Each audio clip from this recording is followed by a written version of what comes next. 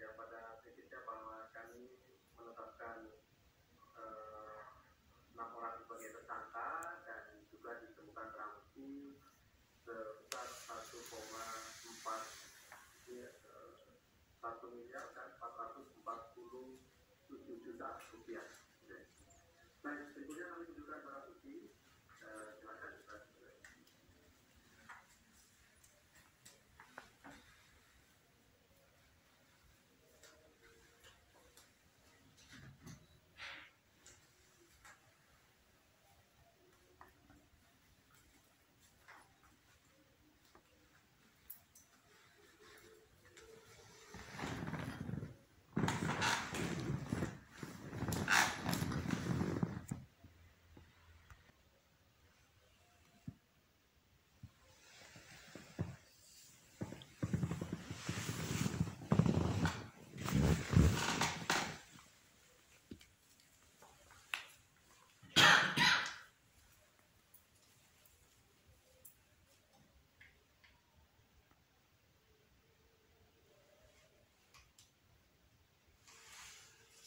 Saudara-saudara, betapa kita boleh menyaksikan 6 tersangka yang sudah bisa dibuktikan dari Kabupaten Penajam di Kalimantan. Profesional dan begitu sangat lengkap, terinci, dapat dilakukan oleh Deputi Penindakan KPK terhadap pelaku-pelaku yang memang harus makin dikurangi, dihentikan, di stop, bahkan diperkeras supaya sila keadilan sosial bahkan kemajuan bangsa Indonesia bisa lebih terjamin. Saudara-saudara, di hari Jumat pagi hari ini tanggal 14 Januari, karena ini adalah berita breaking news tanggal 13, ada beberapa hal yang perlu kami sampaikan sebagai berita yang believable dan independen, serta memiliki nilai-nilai arah kehidupan. Tentu kehidupan yang lebih baik dari yang baik, lebih benar dari apa yang benar selama ini ada. Saudara-saudara, sampai dengan hari Kamis kemarin, saya berada di rumah kami di Taman Raplesia, Jalan Lotus 2, Blok C nomor 12 di Bekasi Timur. Dan tentulah berharap bahwa apa yang telah dipersiapkan oleh tim selama 1 minggu akan berhasil baik, yaitu rumah tersebut bisa terjual. Oleh karena itu, doakan, dukung kami dalam pengelolaan segala pelayanan publik. Rumah tersebut bisa terjual dan seluruh proyek, seluruh program untuk mencerdaskan, untuk meningkatkan segala kemajuan kehidupan di Tampolore, itu yang menjadi tujuan kita. Oleh karena itu, kita perlu melihat fenomena ini, fenomena 6 pejabat yang ditangkap, diamankan oleh KPK. Coba kita teruskan.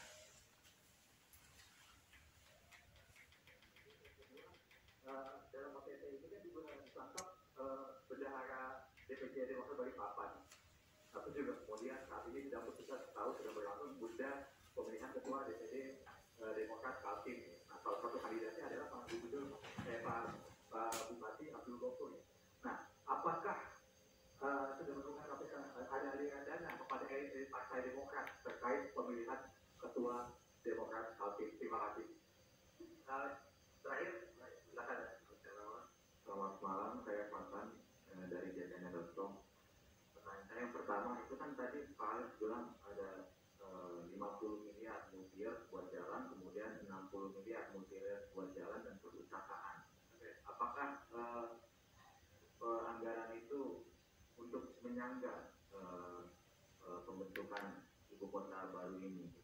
Kemudian kan yang kedua, anggaran sebesar itu kan untuk daerah apalagi membuat suatu jalan lainnya begitu besar. Apakah anggaran ini bersumber dari APBD atau bantuan dari pusat? Mengingat modus-modus korupsi biasa juga daerah menyuap ke pusat untuk mendapat bantuan itu. Yang ketiga, kenapa transaksinya terjadi di Jakarta? Apakah ada kepentingan lain? Apakah uang itu akan didiskusikan dalam kepentingan lain? Terima kasih. Oke, terima kasih. Ya, kadang-kadang ada 4 ya. Atau saya beri kesempatan yang terakhir kalau ada satu supaya setelah ini kita selesai. Kalau tidak ada cukup 4 ya. Saya kira cukup mewakili juga dengan yang lainnya.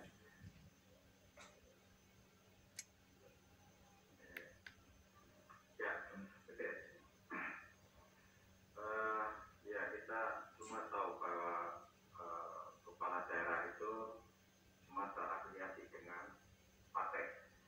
Kebetulan AGM ini juga dari partai Demokrat ya. Dan betul tadi yang disampaikan di sana sedang ada pemilihan ini ya, ketua DPD Partai Demokrat di Kalimantan Timur. Salah satu calonnya adalah AGM. Apakah ada dugaan aliran dana ke partai, itu tentu nanti yang akan didalami dalam proses penyidikan. Tapi informasi sampai dengan saat ini belum kami dapatkan.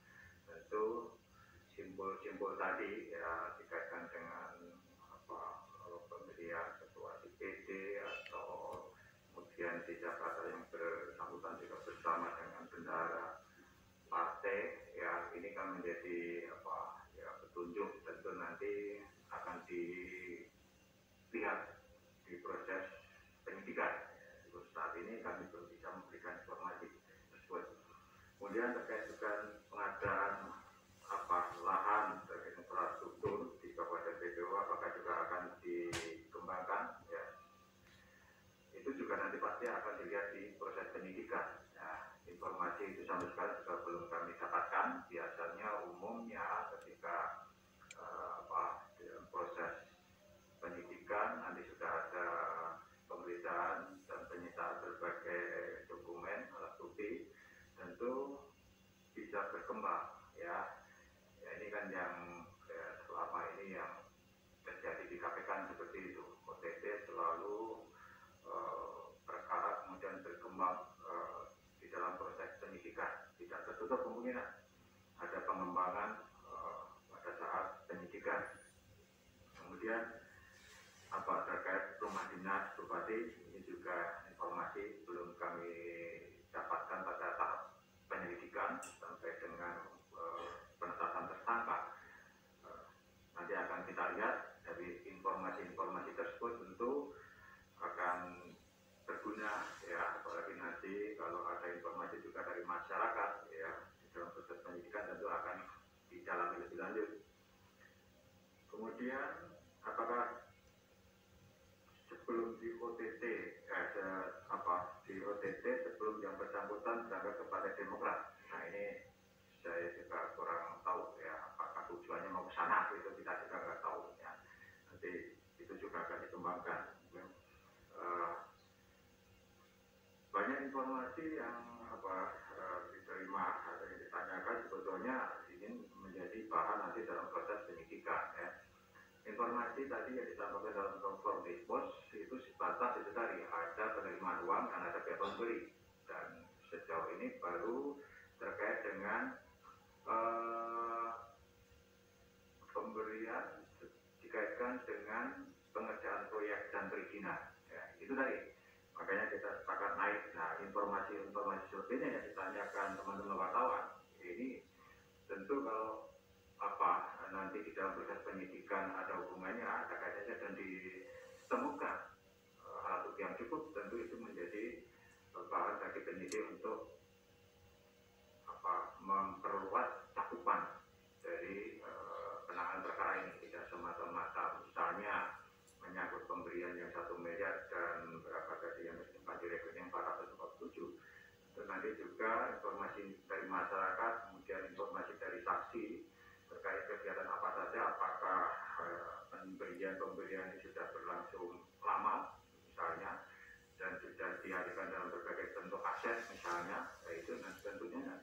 nanti akan baru bisa terungkap dalam proses penyidikan. Saya kira itu ya, termasuk apakah pembangunan untuk menyangga IKN ya, tadi juga belum terlihat di dalam proses ekspos untuk menetapkan atau menaikkan kasus ini ke penyidikan. Saya kira itu. Yang mana?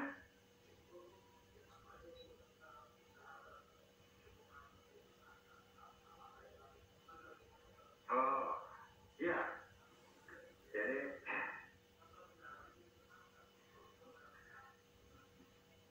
karena itu sudah disampaikan sebetulnya uang dari rekanan itu ada yang diberikan dan disimpan di rekening dari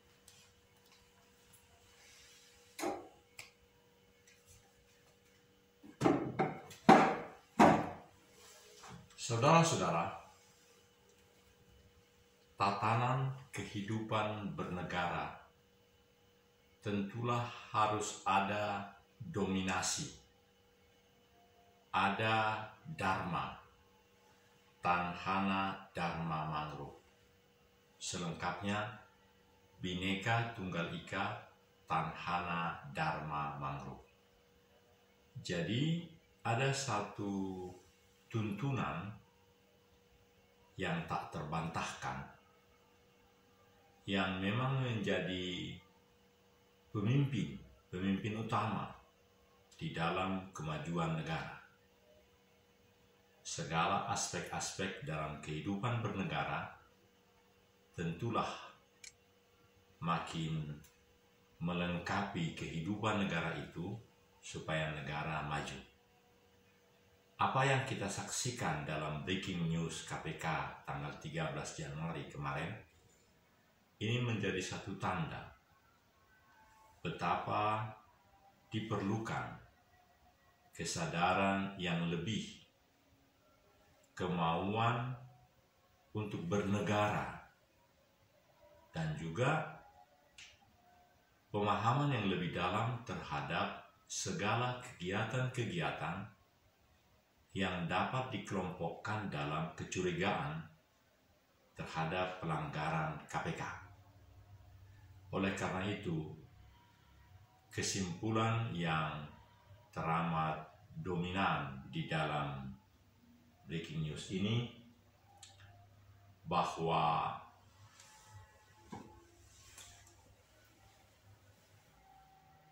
dirasakan perubahan-perubahan boleh menjadi lebih membuat setiap orang lebih memiliki kesadaran yang prima bahwa bangsa semakin maju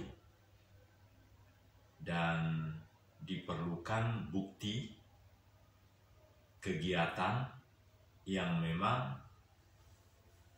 boleh menjadi suri tauladan di dalam pelaksanaan berikutnya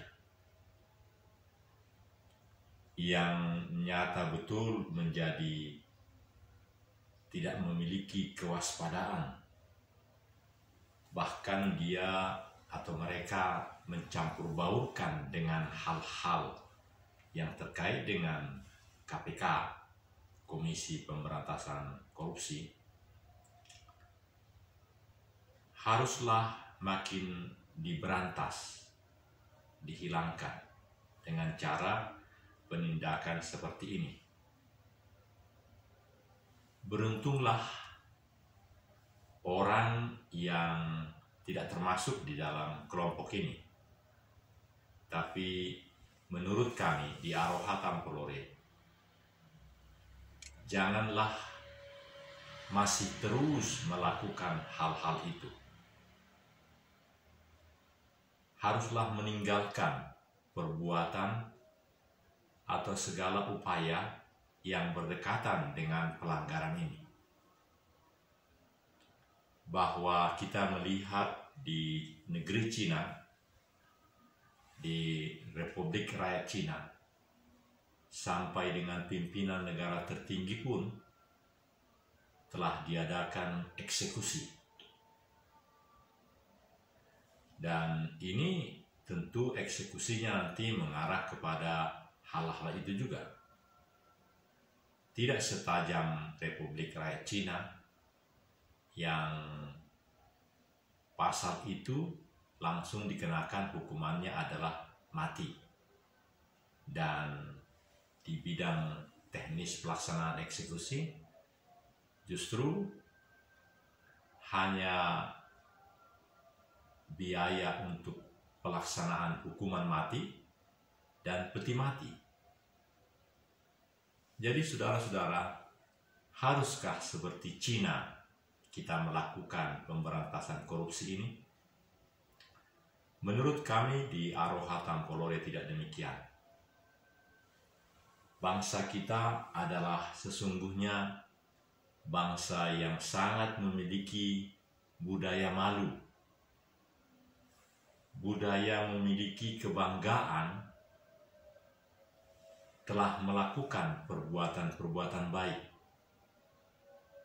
Bahkan di dalam iman, di dalam kepercayaan, ada pemahaman, bila engkau hidup, hiduplah menjadi terang dan kebaikan bagi siapapun. Tetapi kalau bila waktunya tiba, maka sebenarnya tidak ada lagi tujuan hidup di dunia. Orang hidup di dunia adalah karena ada misi, maksud, tugas, dan tujuan Tuhan terhadap manusia itu. Jadi kehidupan dan fasilitas manusia itu sangat terkait dengan pujian, mengeluh-ngeluhkan, meninggikan, memuliakan Tuhan di dalam hidupnya.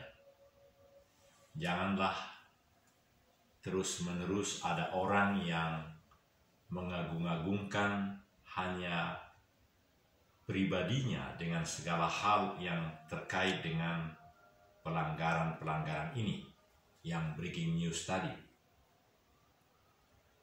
Sangat diharapkan bahwa seluruh manusia dia mau dan dia terpesona untuk menjadi makin individu sekaligus sosial.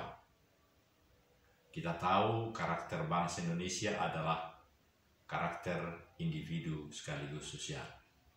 Artinya, seorang pejabat misalnya, pejabat menengah atau utama atau pejabat apapun, dimanapun dia berada, amanah yang diterimanya bukanlah hanya untuk keturunan-keturunannya, kelompok-kelompoknya, kroni-kroninya.